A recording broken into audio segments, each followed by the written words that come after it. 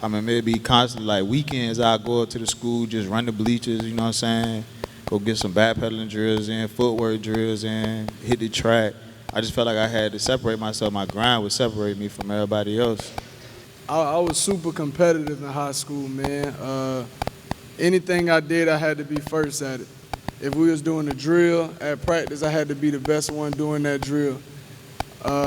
Man, if we was in the classroom, man, I had to be the best one in the classroom. So I was just always competitive at everything I did, man. I competed every time I got on the field, man. I played other sports, ran track, played basketball, and everything I did was geared to being the best that, myself could be. I didn't worry about anybody else, man. I just worried about myself, stayed in my lane, and just kept working. I never dreamed in a million years that I would be in the National Football League. It was kind of, it sounds dumb to say, but it was kind of luck. For me, it was like I wasn't going to college unless I got a scholarship. And so, like, that was the first thing on my list. Like, I wasn't thinking NFL. I was thinking, I need a scholarship. I've seen several of y'all at this camp want to be noticed. It's the same way in that classroom. And I think we as athletes, we sometimes forget that. We forget that you can't have one without the other. I got a 17-year-old and had scholarships to South Carolina, Georgia, Virginia Tech, and he doesn't like school enough to even want to play football. And it blows my mind because, like, it was nothing you was going to do to keep me off that football field. You could have said run through a brick wall, write 10 papers, and I need it on my desk tomorrow. I'm going to find a way to get it done to play in that game.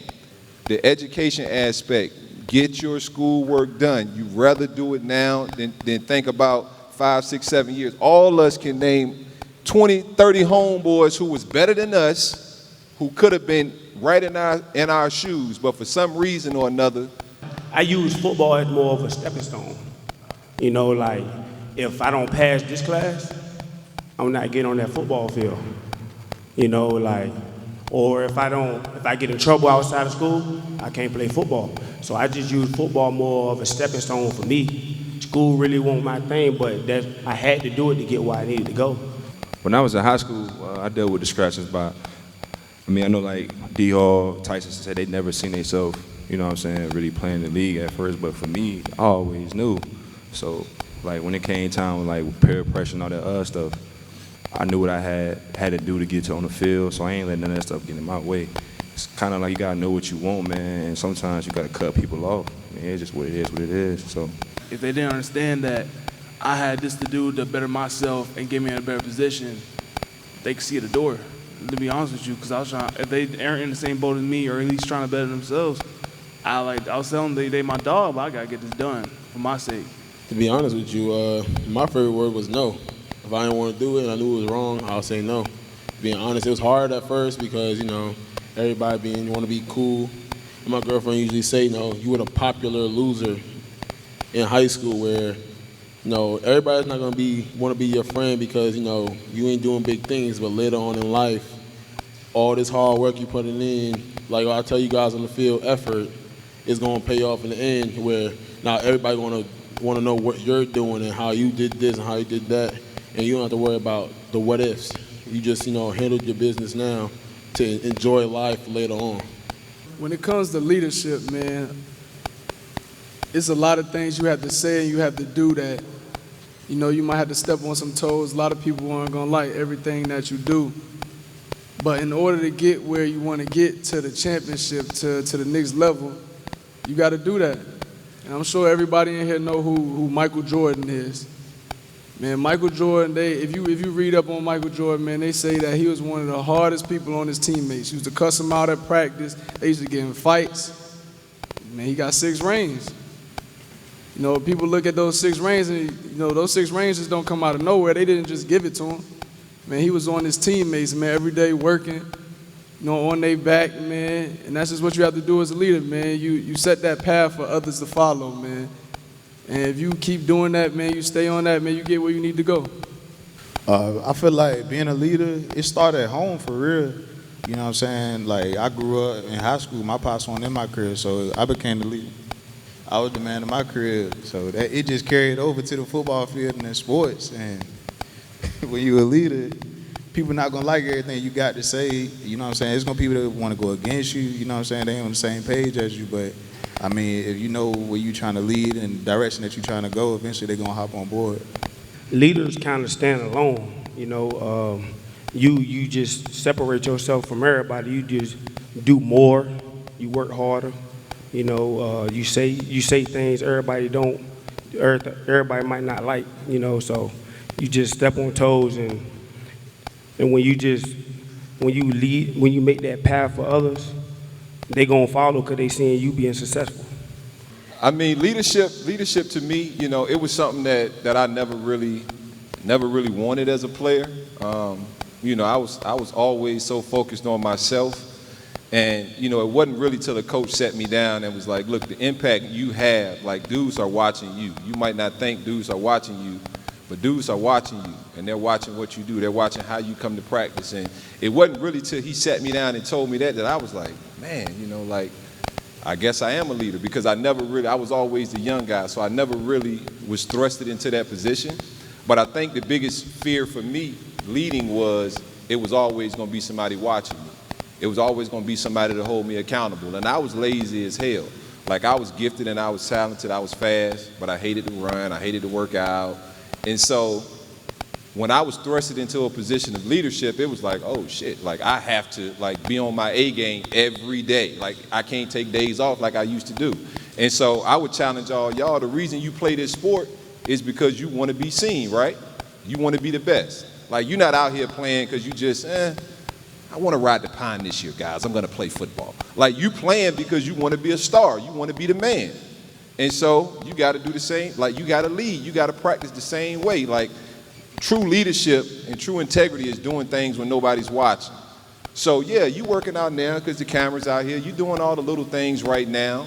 But when you leave here, are you going to do the same things? And that's what I think we all try to challenge you guys to do. And that's why we're here. We want you guys to see us and see, like, we came from the same situation. Some of us 10 times worse situations than y'all came from. And we all sitting up here, like, you ain't gonna confuse none of us for no Rhodes Scholars, straight A, honor roll students. But hell, we made it work. We figured it out. So it ain't no reason why none of y'all, with the access y'all got and the stuff y'all got at y'all fingertips, that y'all can't be sitting up here. I don't want to hear about nobody didn't get in college because they weren't doing what they were supposed to do in the classroom.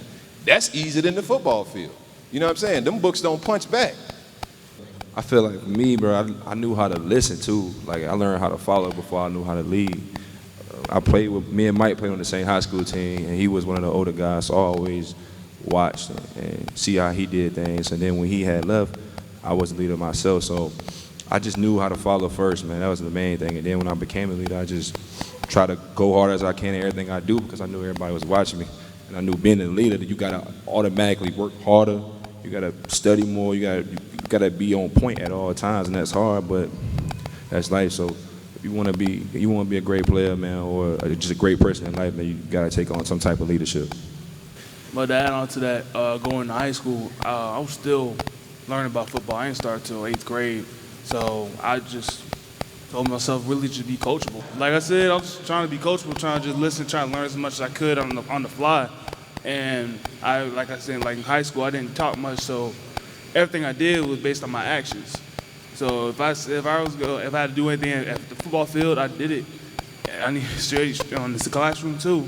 My father already had instilled in me on a work ethic to be the best I can do in anything I could possibly do. And I had to tell myself there were no excuses in anything I had to do. For instance, it was in the summer, like my homeboy's the coach of the Ocean Lakes right now, he can tell you the story himself. But one day I had to go to practice in the summer. The buses weren't there yet, and I needed a ride to school. So I called all my friends who are in my neighborhood to give me a ride. They're already on their way there. And so my parents weren't there, they're at work. So I just had to think to myself, am I just gonna stay home and blame someone else, or am I gonna handle it my own way? So I huffed it. I walked about 2.5 hours just to go to practice. And I did it until I finally got a ride to school. I'm gonna start with this. So I have an interesting story how my career started off. So I played 4 years D tackle at ODU, all conference tackle, whatever. Went undrafted. So I went to Chicago because the best situation, D-line, guys beat up. So I'm like, okay, I can handle this. First year, practice squad for most of the year. Then later on in the year, they put me on the 53 to get some couple games in. Coach gets fired, brings in the head coach, and the D coordinator told the head coach, I feel Rashad will be a better offensive lineman than defensive lineman. So I took that as damn, they don't even want me no more. They probably just trying to get me out of here. And remember what I told you on the field, effort shows. When he tell you run through the line, when he tell you finish the block, run your feet, it shows up on film, it shows up in front of the coaches and your hard work. So they liked me enough to give me a chance to play offensive line. Didn't know what I could do. I haven't played offensive line since high school. Never played tackle in my life. How'd it go? So they told me, look, you want to play 5 years D-line, making it as the fifth man, just barely scratching the clawing on the 53-man roster, or do you want a 10-year career when you're healthy playing offensive tackle? So I took the tackle position. I moped a little bit. Went home. My girl's like, is either you going to cry, get sent home, or man up and, put your money where your mouth is. So luckily, I worked hard enough where I was getting beat up in practice every day. Like, I don't know how many reps I lost in team where it was like sack after sack after sack. I said, I'm about to get smacked this first game against the Ravens. First game I get in, nervous. Kick set, get beat. Okay, I'm good. Got my confidence. I had the most preseason snaps last season, gave up 0 sacks. And coach was like, you're pushing our budget now. We're going to have to keep you on the 53-man roster. So I was like, all right, cool. And so that showed me, like, my mindset was I had to learn, like he said, leadership. I had to learn how to follow. And I saw older guys get beat, like Khalil Mack will get blocked by a tight end one play, or like our all-pro center or all-pro left tackle get beat by a guy that probably got cut the next week. They'll come back and say, look, what did you do wrong that play? And correct yourself and watch it on film instead of getting down on yourself and just harp on the bag. If you keep thinking about what happened last play, the next play you're going to get beat again. So they'll tell me, like, look, you got beat. Now, what do you do wrong? That's what you got coaches for, to listen, because coach is never going to steer you wrong. So my coach would tell me, okay, keep your head back or get your hands up faster. It's like mentality is, okay, I got beat, but I guarantee you next play you're not going to beat me with the same move. I'm going to make sure my technique is right and I'm sharp. So I took it as like, instead of saying, okay, I'm not good enough to play defensive line, I say, you know what, maybe I'm just better at offensive lineman, do whatever it takes to make it. That's how I took it, like, do whatever it takes. If coach puts you in a situation, I love pressure. I love the pressure. I don't never like to fold. I love the pressure. It's like, all right, he put a lot of pressure on me. Prove people. I love proving people wrong. Like, just work at it. Like, I told you guys the effort. I told some of the offensive linemen earlier, I said 20 minutes before practice, I know you in high school, so 20 minutes after practice, work on one thing. And I guarantee you'll see your game go up compared when everybody just started hitting their peak. You'll start going up and realize, like, the little things matter. Just the little things matter. It will make the biggest difference in your game. I have a couple businesses right now that I'm gonna let grow. And in 10 years, hopefully I have about 10, 12 kids running around, sitting on the beach somewhere. But no, man, just in 10 years, man, really though, I wanna be able to not have to work. And what I mean by that, man, is I don't want to have to go out and get a job when I'm done with football. I want my businesses to grow. I want to work for myself. I want to get up when I want to get up, not when somebody else tells me to get up. So that's my plan. I felt like a bum. You're going against Khalil Mack every day, bro. He's like future Hall of Famer, and you're going to get beat. That's what it's going to happen. Even if with a bum, you're going to get beat once in a while. It's the truth. Like, but Khalil told me, like, look, if you show like you scared, then I'm going to eat you up. If you show me like you a man, then you're going to build that confidence where you can play at that level. Because he tells me, like, never play to your competition pretty much. So if you're going against the third string, play like it's your starter. Get on his, I don't want to say the word, but get on his ass like he's a starter. Don't take plays off. That's how you get better. And even though I was losing, I was learning from it. I didn't take it as in, okay, it's practice. I'm not giving up. A quarterback ain't getting hit. So I'm thinking like, okay, what did I do wrong this play? I'll come to him after practice like, look, what do you see that where I was messing up that you could beat me so easily?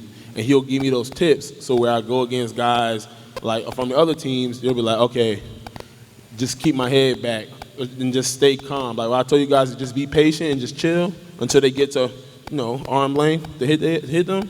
Damn, I'm about to curse again. So I was just like, he'll teach me stuff like that. Just be patient. It's like offensive lineman is like poetry. Be smooth and be patient. Just like difference when I played D-line, it was cause havoc, blow up the double team, get upfield, throw guys to the ground, trying to make the play. What he do now. It ain't really that tough, man. Like, it's tough when you trying to do everything else, man. It's so funny.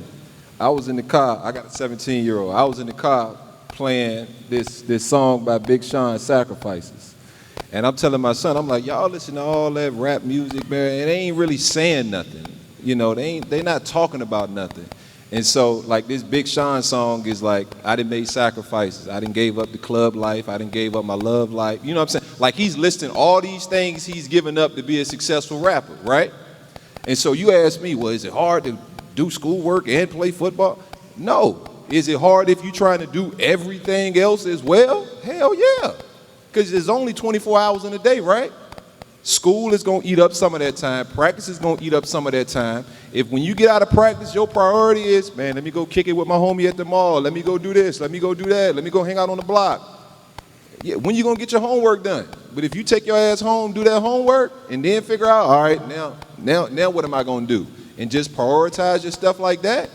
Man, I don't remember doing homework in high school at all. And I made it out, straight up.